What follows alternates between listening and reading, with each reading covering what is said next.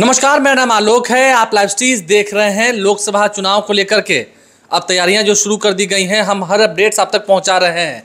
देखिए, हमने बात की महागठबंधन को लेकर भी, एनडीए को लेकर भी बात की। जो भूमियार बहुल क्षेत्र हैं या फिर जो भूमियार कैंडिडेट्स हैं, उनका क्या फिलहाल हाल है। मुसलमानों को लेकर चर्चा की, यादव बहुल सीटों को लेकर चर्चा की। कौन कौन वो हैं जो चुनाव लड़ेंगे ही लड़ेंगे। वो तमाम एपिसोड्स आपने देखे होंगे, नहीं देखे हैं तो पूरा देखिए, क्योंकि वो आपके काम आएगा। राजपूतों की भी चर्चा की।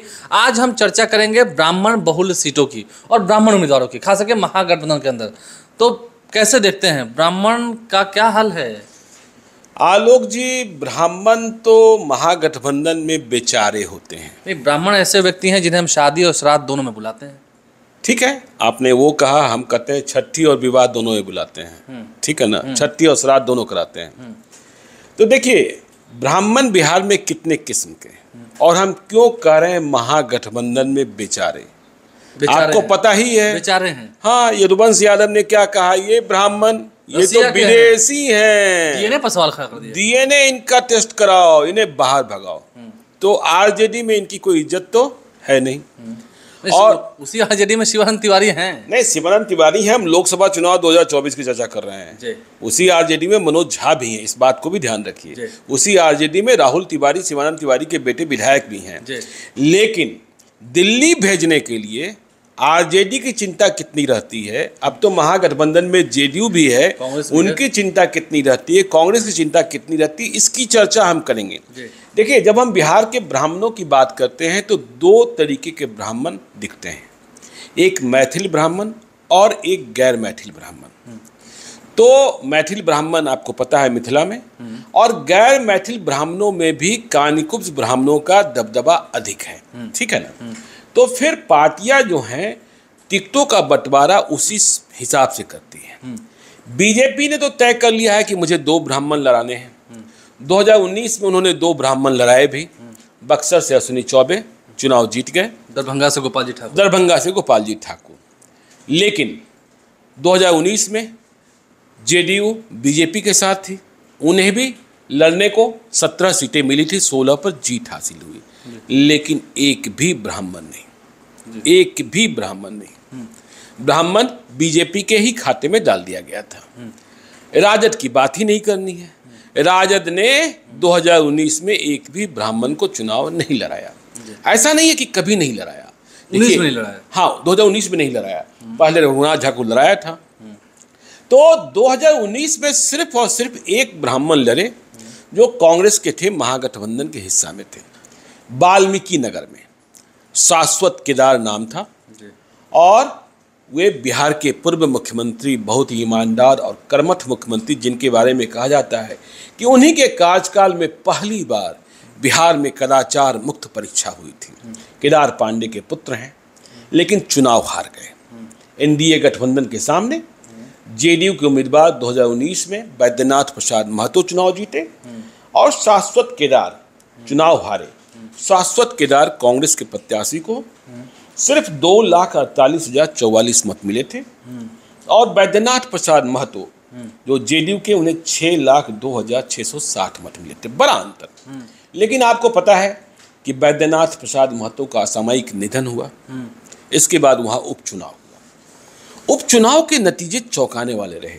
देखिए, जीत तो गए, संवेदना और सहानुभूति के लहर में वैद्यनाथ प्रसाद महतो के पुत्र सुनील कुमार महतो, जो अभी सांसद हैं जेडीयू के, उन्हें 4,03,360 मत आए। बीजेपी भी साथ में थी।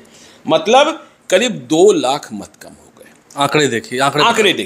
हाँ, 2019 के चुनाव में और 2020 के उपचुनाव में। क्योंकि वाल्मीकि नगर पर ब्राह्मणों का दबदबा माना जाता है। ब्राह्मण की वहाँ अति पिछड़े भी बहुत हैं। नहीं, ठीक है, लेकिन सतीश चंद्र दुबे भी वहीं जीते थे 2014 में, याद कीजिए ना। तो 4,03,360 मत लाकर जीते। और परवेश कुमार मिश्रा जो कांग्रेस के उम्मीदवार थे, उन्हें देखिए, ये कांग्रेस के ऐसे उम्मीदवार थे जिन्हें क्षेत्र में जानता पहचानता कोई नहीं था। दिल्ली के पत्रकार हैं, रहने वाले वाल्मीकि नगर के ही हैं, लेकिन नाता टूटा हुआ था। दिल्ली से अचानक आए, फिर भी इन्हें 3,80,821 मत मिल गए।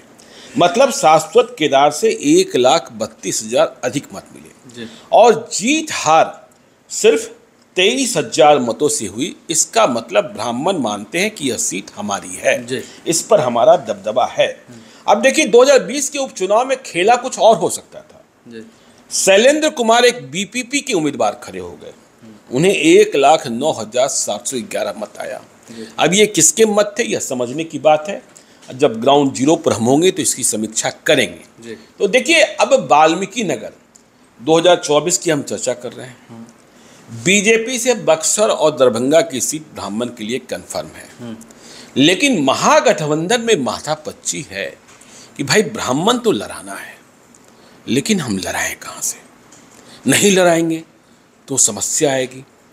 और देखिए हमने क्यों कहा कि ब्राह्मण बेचारे हो जाते हैं, और हमने क्यों कहा कि बिहार में 2 किस्म के ब्राह्मण, मैथिल और गैर मैथिल। जब एनडीए की सरकार थी तो कई ब्राह्मण थे, नीतीश कुमार और बीजेपी की सरकार में, लेकिन जब महागठबंधन की सरकार बनी तो उनकी संख्या कम कर दी गई। एकमात्र संजय झा मंत्री बनाए गए और गच्चा कांग्रेस की ओर से नीतीश कुमार तेजस्वी यादव को मिल गया। देखिए कांग्रेस को 2 सीटें दी गई थी, मतलब 2 वर्ष दिए गए थे कि आप जिनके नाम बता देंगे उन्हें हम मंत्री बना देंगे। तो नीतीश कुमार और तेजस्वी यादव को उम्मीद थी कि जो दूसरा नाम होगा एक अल्पसंख्यक के अलावा वो नाम ब्राह्मण का होगा। लेकिन जब शपथ ग्रहण का वक्त आया, कांग्रेस ने अपनी सूची सौंपी तो उसमें मुरारी गौतम और आफाक आलम का नाम निकल गया। अब ये परेशान हो गए, लेकिन रास्ता भी क्या था, ठीक है ना। नीतीश कुमार को आश्चर्य भी हुआ। नीतीश कुमार मदन मोहन झा या फिर किसी और को बनाना चाहते थे, उनके नाम को एक्सपेक्ट कर रहे थे। हाँ, एक्सपेक्ट कर रहे थे। तो आज भी देखिए ब्राह्मण की हिस्सेदारी कम। तो अब जो हमने कहा कि महागठबंधन की परेशानी ये है कि ब्राह्मणों को मनाना भी है, लेकिन हम चुनाव कहाँ से लड़ाएं। वाल्मीकि नगर में क्या समस्या आएगी? जेडीयू की सिटिंग सीट है, वहाँ से बैद्यनाथ प्रसाद महतो दिवंगत, उनके बेटे सुनील कुमार महतो चुनाव जीते हुए हैं। और आप समझ रहे हैं कुशवाहा अति पिछड़ी राजनीति को, उन्हें टिकट से बेदखल करना इस कठिन वक्त में बहुत ही कठिन काम है, क्योंकि उधर सम्राट चौधरी, उपेंद्र कुशवाहा, तमाम कुशवाहा नेताओं को बीजेपी अपने यहाँ जमा कर रही है। ऐसे में संकट है। तो अब ब्राह्मण कहाँ? देखिए 2019 में भी संजय झा को नीतीश कुमार दरभंगा लड़ाना चाहते थे, लेकिन बीजेपी ने वह सीट अपने खाते में ले ली। गोपाल जी ठाकुर को वह सीट मिली लड़ने के लिए और जीत भी गए। तो अब तो नीतीश कुमार महागठबंधन में है, तो वहाँ उम्मीदवार दिया जाना है दरभंगा में।